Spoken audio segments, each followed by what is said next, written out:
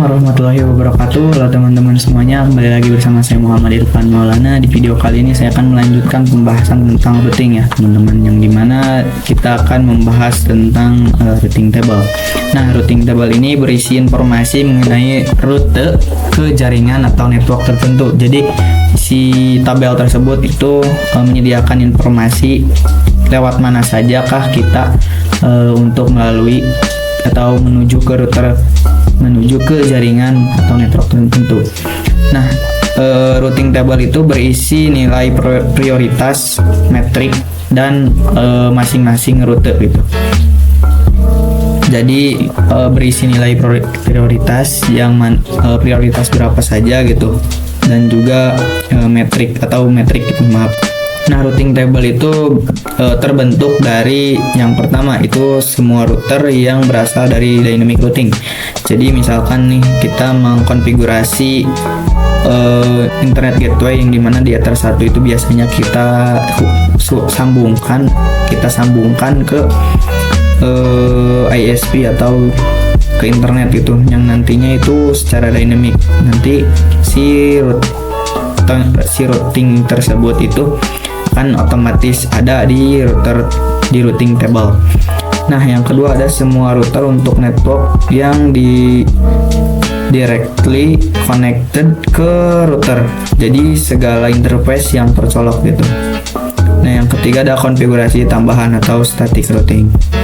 Itu untuk di table router, di table routing gitu. Di sini bisa kalian lihat contohnya ya teman-teman. Ini ada yang di sini ya, DAC, ada DAS gitu. Nah, apa sih hal tersebut? Apa sih DAS? Apa sih DAC gitu? Kita bahas di sini ya teman-teman. Hal tersebut atau yang tadi saya katakan itu kita sebut sebagai route flags, atau flagnya itu apa gitu. Jadi misalkan nih kita setelah mendapatkan atau setelah mengkonfigurasi merouting itu, menentukan jalur itu pasti ada yang namanya flag. Itu bisa kita tentukan atau bisa kita jadi fungsi dari flag tersebut itu agar kita mengetahui apakah si routing tersebut berhasil atau apapun itu gitu, atau gimana.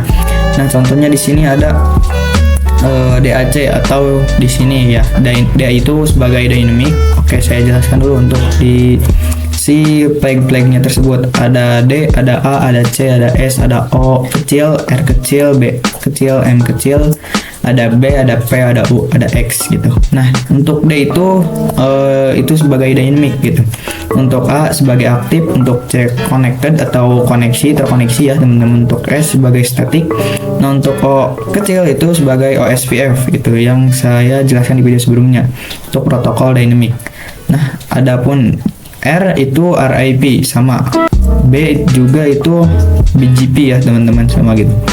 Nah, untuk M itu MME ya teman-teman. Untuk B besar itu ada black hole. Ini biasanya pada PB sama PU sama X itu biasanya itu kadang ada error ya teman-teman, atau tidak aktif ya. Untuk P ada black hole, untuk P itu probit ya teman-teman. Untuk U itu unreachable, dan untuk X itu disable ya teman-teman. Nah, di sini bisa kalian lihat ada yang namanya AS, berarti itu aktif, si route tersebut itu aktif atau jalur tersebut itu aktif. S-nya itu static, jadi kita konfigurasinya secara static.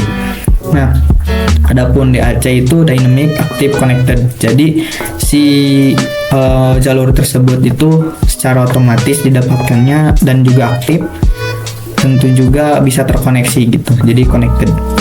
Nah, yang selanjutnya di sini ada DA O kecil ya teman-teman.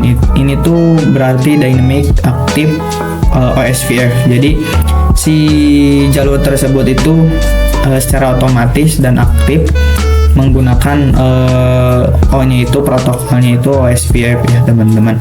Nah, ada juga di sini DAR atau dynamic active RIP teman-teman. Itu sama seperti dia O ataupun yang lainnya ya teman-teman gitu. Jadi bisa kalian lihat untuk flag-flagnya ya. Oke.